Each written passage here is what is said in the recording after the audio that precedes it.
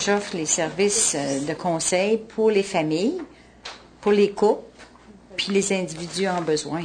Au quotidien, c'est sûr qu'il y a la thérapie. Ça occupe une grande partie de mon travail parce que je vais voir de 4 à 5 clients par jour, très souvent. Une des premières compétences qu'on doit avoir dans le travail que l'on fait, tout ce qui s'appelle académique, pour moi, c'est essentiel. C'est sûr que quand on sort de l'université, on a ce qu'on appelle la base. Les compétences, c'est des compétences qui se raffinent aux années. Moi, je pense qu'une des premières qualités à avoir, c'est ce sens d'écoute-là, d'avoir le sens d'écoute de l'autre, d'être capable d'aller chercher chez l'individu ses capacités à lui, la capacité de la confidentialité aussi, la protection des informations des gens. Il faut que les gens se sentent en sécurité quand ils viennent nous voir. Moi, un des premiers conseils que je donnerais à ces jeunes-là, c'est de s'impliquer.